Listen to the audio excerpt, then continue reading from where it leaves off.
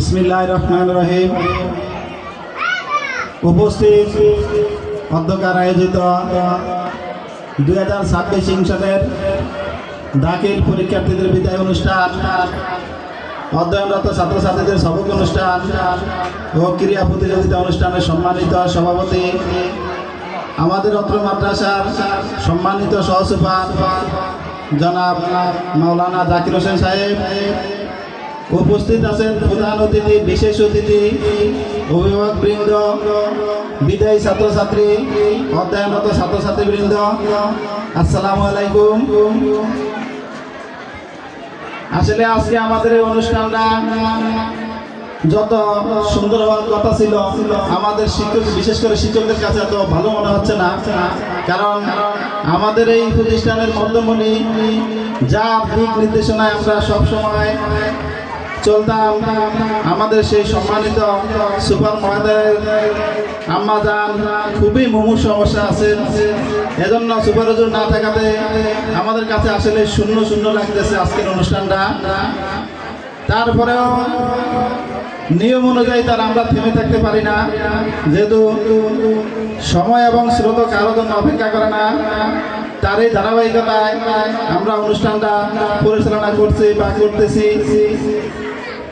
সম্মানিত উপস্থিতি, আজকে আমরা যে অনুষ্ঠানে সমবেত হয়েছি, আমাদের এই অনুষ্ঠানটা হলো বিদায় অনুষ্ঠান। আসলে এই বিদায় অনুষ্ঠানটা চিরস্থায়ী বিদায় নয়, এটা হলো ক্ষণস্থায়ী বিদায়। এখানে যারা বিদায় নিয়ে যাচ্ছে তারা তাদের ভবিষ্যৎকে উজ্জ্বল করার জন্য যাচ্ছে। আজকে যারা বিদায় নিয়ে যাচ্ছে তারা তাদের ভবিষ্যৎ গড়ার জন্য যাচ্ছে।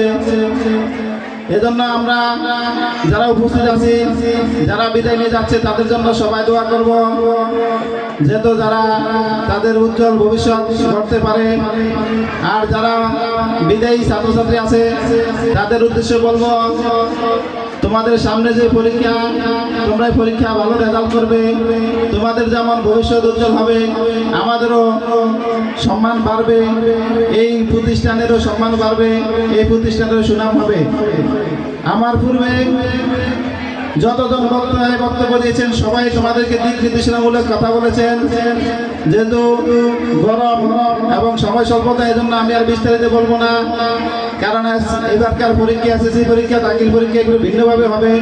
তোমরা ইতিমধ্যে জেনেছ, গণপ্রজাতন্ত্রী বাংলাদেশ সরকারের মাননীয় শিক্ষামন্ত্রী জিরো টলারেন্স জারি করেছে। তার একটাই কথা, কোনো নকল চলবে না। নকলের সাথে যারা জড়িত তাদেরকে বিভিন্ন শাস্তির আওতায় আনা হবে। বিশেষ করে ছাত্র, শিক্ষক থেকে শুরু করে হল সচিব পর্যন্ত সবাইকে এই আইনের আওতায় আনা হবে। এবার নতুন করে আরেকটি আইন যোগ করা হয়েছে, যে কেউ যদি কারো খাতা দেখে তাকেও বহিষ্কার করা হবে। এবং গতকালকে দেখলাম আরেকটা আইন যুক্ত করা হয়েছে, নীরব বহিষ্কার। অর্থাৎ ছাত্রছাত্রী জানবে না তাকে যে বহিষ্কার করা হয়েছে। আগে বহিষ্কার করলে শ্রেণীকক্ষে নোটিশ দেওয়া হতো, রুল নম্বর অনুযায়ী প্রতিষ্ঠানের নাম দিয়ে জানান দেওয়া হতো এমনকি বহিষ্কার করা হয়েছে। কিন্তু এখন এবছর এমন একটা সিস্টেম চালু করছে, পরীক্ষা ফেলে দিবার থেকে কয়েকদিন পরে জানতে পারবে যে তুমি বহিষ্কার হয়েছ।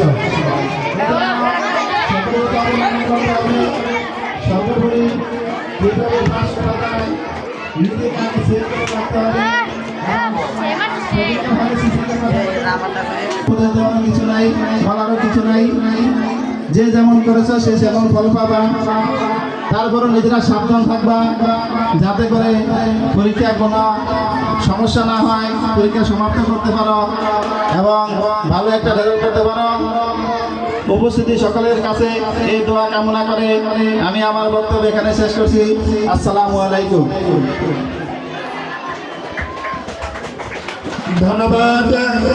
ধন্যবাদ জানাচ্ছি অত্র মাদ্রাসার সম্মানিত সিনিয়র শিক্ষক মোহাম্মদ নুরুল ইসলাম সাহেবকে তার দিক নির্দেশনামূলক বক্তব্য